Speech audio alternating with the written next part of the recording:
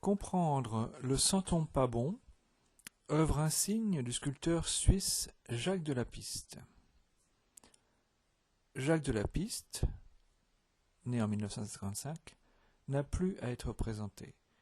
Nombre de musées mondiaux exposent ses œuvres depuis une vingtaine d'années.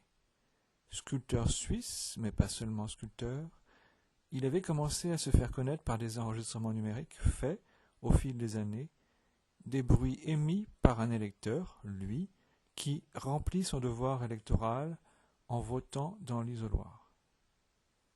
Sa nationalité suisse l'aida à rassembler, de manière itérative qu'il conviendrait d'analyser comme la manifestation de son entêtement à voter malgré les circonstances de chaque vote ou votation, un nombre conséquent d'enregistrements.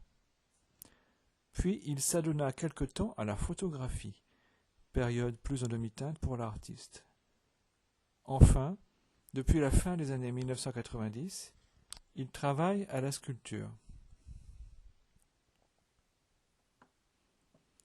Attachons-nous à son œuvre phare, le sent-on pas bon. Il s'agit tout simplement d'un senton tirelire, de ceux qui servent dans les crèches à récolter des pièces de monnaie, qu'il a sculpté à une dimension qui le fait paraître lourd de l'argent qu'il a récolté, mais qui a la particularité de n'être pas articulé de la tête et qui ne peut donc pas la hocher grâce au mécanisme profitant de la chute de la pièce de monnaie dans le réservoir. Ce senton ne remercie pas. L'artiste l'a voulu ainsi. Comment le comprendre ? Dans une interview de mai 2000 parue à l'occasion d'une exposition temporaire dans le journal du Bloc, musée privé d'art contemporain situé à Canton, dans la Chine ouverte au marché, il s'exprime ainsi. J'ai voulu représenter de façon figurative et imagée la réception qui a été faite de mes travaux pendant la période où je travaillais surtout à la photographie. J'allais de ville en ville pour choisir les rues que je photographiais en raison de leur architecture.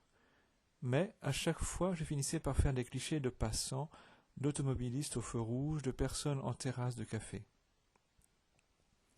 De façon que je pouvais faire un panorama de ressemblances dans l'aspect des gens que je rencontrais à travers toute la Suisse, dressant de cette façon une sorte de liste des stéréotypes en vogue dans la population.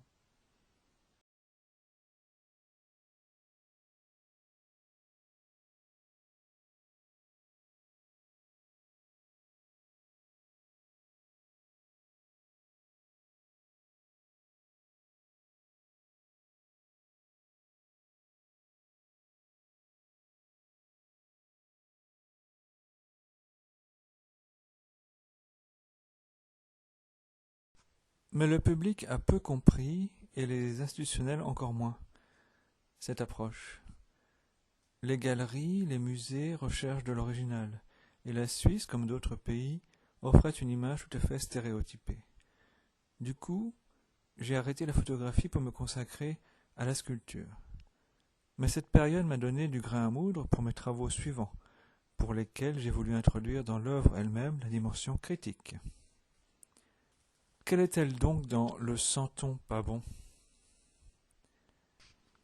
Ah oui, là j'ai voulu exprimer dans une sorte de continuité critique par rapport à ma période précédente, mais dans une disposition personnelle toute différente, car alors j'avais du succès et pas seulement critique, et j'ai presque dû recruter des assistants pour fournir la demande des acheteurs, que de toute façon il ne fallait pas que j'attende de gratification ou de reconnaissance de la part de l'État suisse.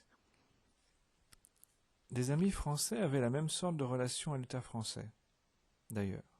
Mais un ami belge avait décidé de laisser le dernier mot aux autorités de son pays, qui ne surent pas quoi dire.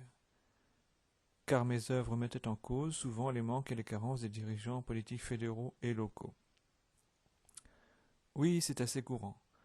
Oui, mais alors justement, le sent-on pas bon représente cette ingratitude des États qui veulent bien qu'on s'installe sur leur sol, et même préfèrent, et que l'on paye des impôts, mais qui ne nous donnent pas pour autant quitus sur notre implication politique, quand elle existe, sur notre implication démocratique.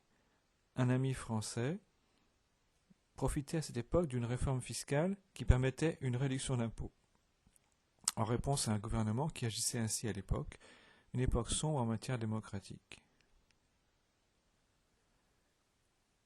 Jacques de la Piste entretient-il de meilleurs rapports avec les autorités du Delaware, aux États-Unis, où il a émigré il y a 3 ans? Il faudrait l'interroger.